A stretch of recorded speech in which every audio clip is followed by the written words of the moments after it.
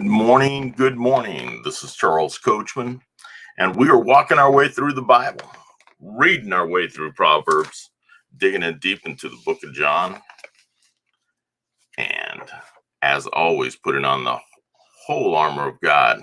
Hope everyone had a wonderful Easter yesterday. Had a chance to spend some time with family or friends. It's always a good time.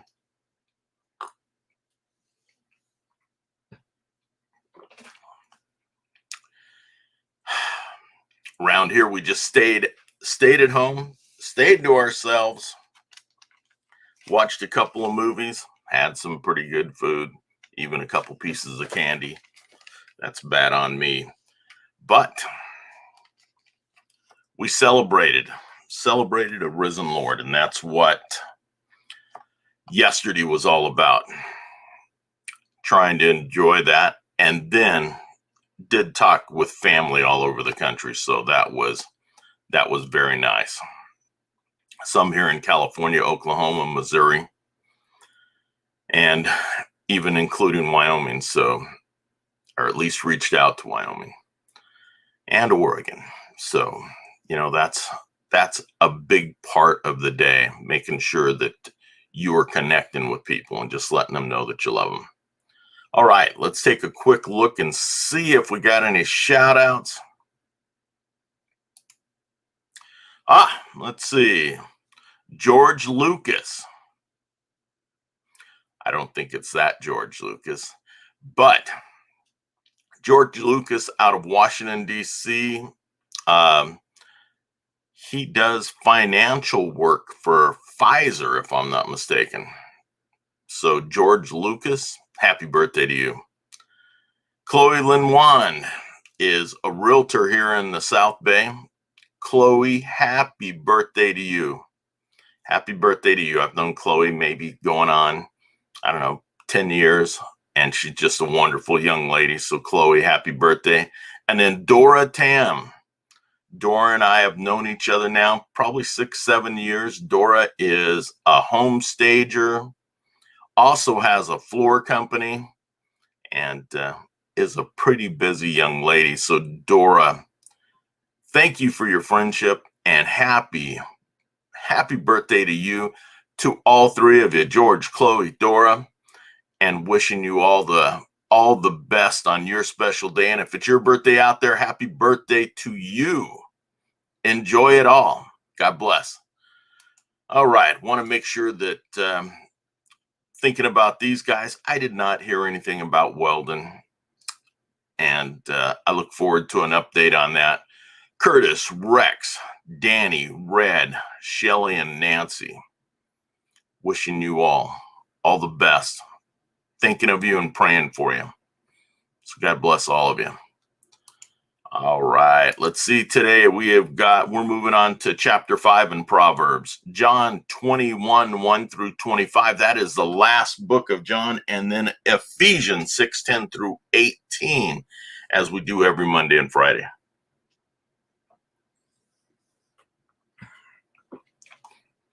Voice is a little bit rugged. Let's see who we got here real quick.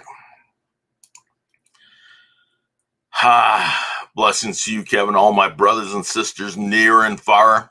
He is risen. And the proper response is, he is risen indeed. Kevin, I'm glad that you had a wonderful Easter yesterday. Absolutely. Scott Ricard, good morning to you. Hope that you are doing well. You and Kevin, not too far away in Florida. Thanks to all of you who have shared my Lenten journey this year, and I look forward to the 50 days of Easter. Well, that's awesome.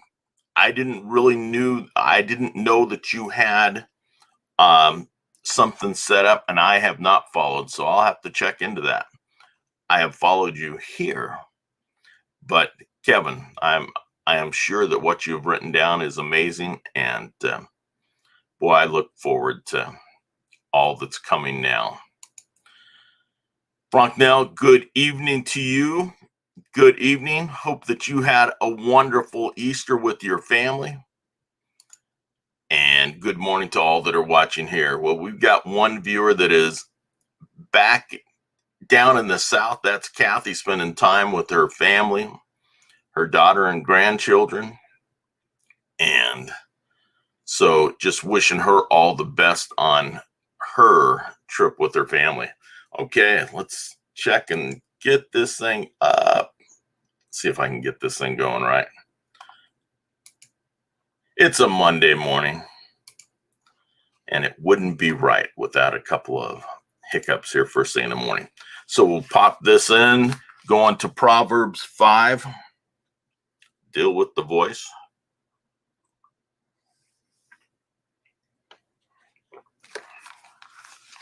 Pitfalls of immorality.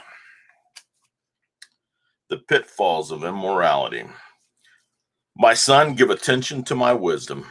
Incline your ear to my understanding, that you may observe discretion, and your lips may reserve knowledge. For the lips of an adulteress drip honey, and smoother than oil is her speech.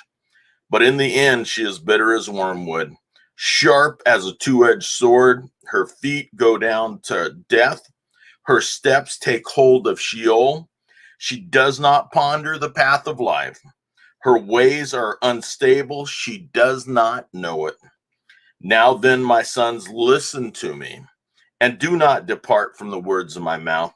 Keep your way far from her, and do not go near the door of her house, or you will give your vigor to others, and your years to the cruel one. And strangers will be filled with your strength, and your hard-earned goods will go to the house of an alien.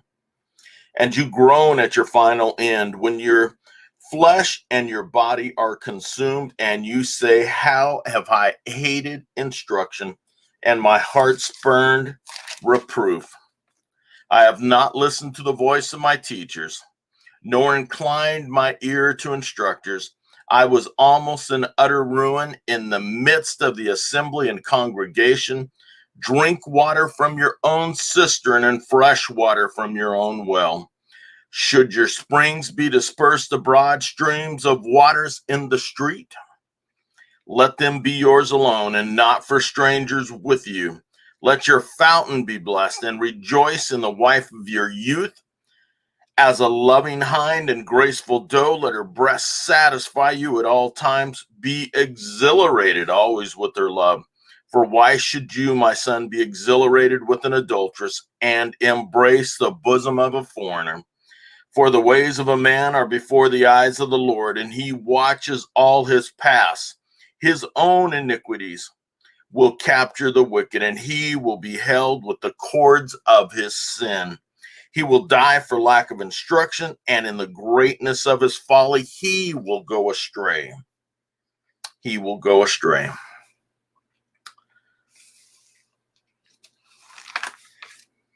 As always, wise words from the Proverbs saying, do what is right, follow the instruction, don't regret your life.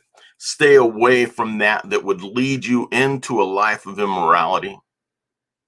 We have a difficult enough time in our world letting ourselves be led astray, letting someone else lead our lives. It's not the way to do it. And that's what we should be training our children, our grandchildren, our adult friends, some who have a lot of problems. And problems of their own making, because they haven't led their own life. They've let somebody else lead it for them.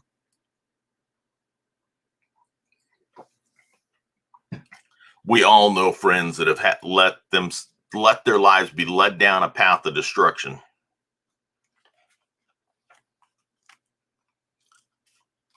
Sometimes you just can't help people from leading a difficult life, and it's much more difficult than it should be. But our word is telling us, giving us, providing us with the instructions for a good life. And we have to take the responsibility to seek to do that ourselves. But we have the help here. We have Jesus Christ that we know died for all of us, died to cover all the sins of our lives, past, present, and future. But we have to do some work ourselves, not to be led by the nose by anyone else. Turning now to the final book of John. Jesus appears at the Sea of Galilee. After these things, Jesus manifested himself again to the disciples at the Sea of Tiberias, and he manifested himself in this way. Simon Peter and Thomas called Didymus, and Nathanael of Cana in Galilee, and the sons of Zebedee, and 2 others of his disciples were together. Simon Peter said to them, I am going fishing. They said, we will also come with you. They went out and got in the boat, and that night they caught nothing. But when the day was now breaking, Jesus stood on the beach, yet the disciples did not know that it was Jesus. So Jesus said to them, children, you do not have any fish, do you? They answered him, no. And he said to them, cast the net on the right side of the boat, and you will find a catch. So they cast. Then they were not able to haul it in because of the great number of fish. Therefore, the disciple whom Jesus loved said to Peter, it is the Lord. So when Simon Peter heard that, he put his outer garment on, for he was stripped for work, and threw himself into the sea. But the other disciples came in the little boat, for they were not far from land, but about 100 yards away, dragging the net full of fish. So when they got out on the land, they saw a charcoal fire already laid and fish placed on it, and bread. Jesus said to them, bring some of the fish which you have now caught. Simon Peter went up and drew the net to land, full of large fish, 153. And although there were so many, the net was not torn. Jesus provides. Jesus said to them, come and have breakfast. None of the disciples ventured to question him, who are you? Knowing that it was the Lord. Jesus came and took the bread and gave it to them, and the fish likewise. This is now the 3rd time that Jesus was manifested to the disciples after he was raised from the dead. The love motivation. So when they had finished breakfast, Jesus said to Simon Peter, Simon, son of John, do you love me more than these? He said to him, yes, Lord, you know that I love you. He said to him, tend my lambs. He said to him again a second time, Simon of John, do you love me? He said to him, yes, Lord, you know that I love you. He said to him, shepherd my sheep. He said to him the 3rd time, Simon, son of John, do you love me? Peter was grieved because he said to him the 3rd time, do you love me? And he said to him, Lord, you know all things. You know that I love you. Jesus said to him, tend my sheep. Our times are in his hand. Truly, truly, I say to you, when you were younger, you used to gird yourself and walk wherever you wished. But when you grow old, you will stretch out your hands, and someone else will gird you and bring you where you do not wish to go. Now this he said, signifying by what kind of death he would glorify God. Now this he said, signifying by what kind of death he would glorify God. And when he had spoken this, he said to him, follow me. Peter turned around, saw the disciple who John loved following them, the one who also had leaned back on his bosom at the supper, and said, Lord, who is the one who betrays you? Jesus said to him, if I want him to remain until I come, what is that to you? Jesus said to him, if I want him to remain until I come, what is that to you? You follow me. Therefore, the saying went out among the brethren that the disciple would not die. Yet Jesus did not say to him that he would not die, but only, if I want him to remain until I come, what is that to you? This is the disciple who testifying to these things and wrote these things, and we know that this testimony is true. And there are also many other things which Jesus did, which if they were written in detail, I suppose that even the word itself would not contain the books would be written. I just want to read that over again. And there are also many other things which Jesus did, which if they were written in detail, I suppose that even the world itself would not contain the books that would be written. There just wouldn't be enough room. So we take a look at this. And here we are. The guys are out fishing. They come out with nothing. Jesus lets them know there is abundance. Throw your nets off to the right, which is not what they would normally do. They do it. They come in. Jesus has loaded them up with fish. They haul the fish in. Jesus kind of reminds them that we did this before, except that we just had a few fish and a few loaves and we spread it out. But now we have an abundance of fish. Our lives are surrounded by it. Jesus is showing that I can still add to your lives. I can still bring you abundance.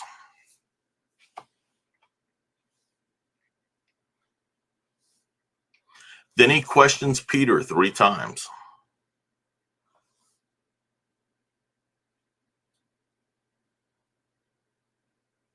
Simon, son of John, do you love me more than these? Simon, son of John, do you love me? Simon, son of John, do you love me? And that goes back to the day and the night where Peter refused and denied knowing the Lord 3 times. And every one of the guys was aware that Simon Peter had denied the Lord, but the Lord came back and reminded him, asked him 3 times to reiterate that you do love me. You will tend to my sheep. You will watch over my sheep. You will lead my sheep. And it's a big, big deal. But I think that's a great, great reminder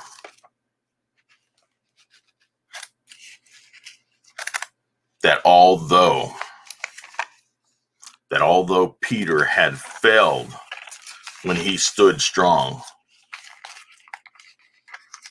when he said he would stand strong, Jesus still believed in him. And Jesus loved him and gave Simon Peter an opportunity to prove his love once again.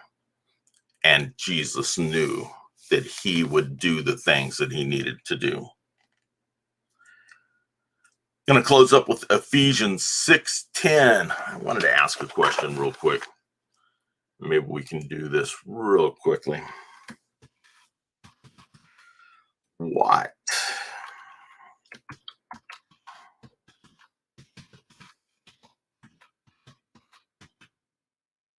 Bible using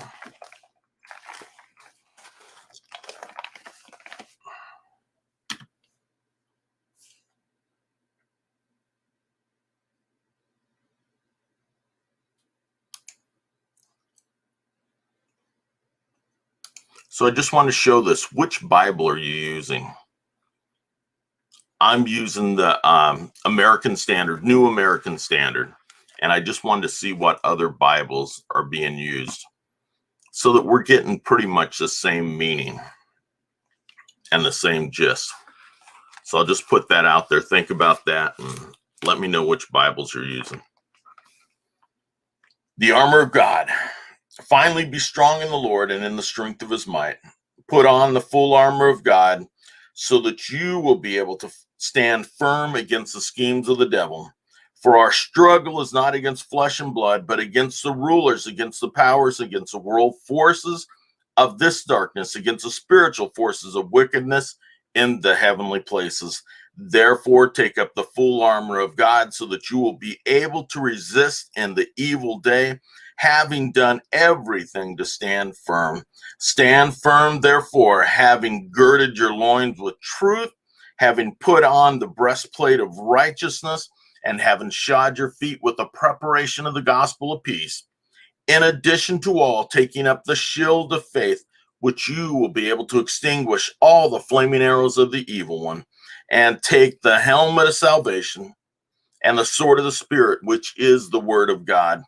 With all prayer and petition, pray at all times in the Spirit, and with this in view, be on alert with all perseverance and petition for all the saints.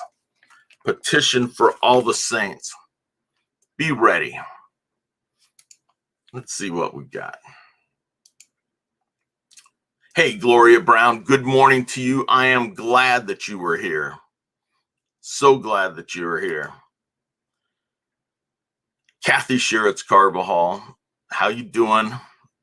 Glad that you were here checking in from Arkansas, I believe so. I'm glad that you were here with us. Good afternoon, Thomas. Thomas is joining us from Sweden. Thomas, thank you for checking in and being here with us. On my desk is the Businessman's Bible. All right, New King James. At home in my study area, I have a more modern Bible. Okay. And the New American Standard. Okay, awesome. I just wanted to kind of get an idea of what we were using and making sure that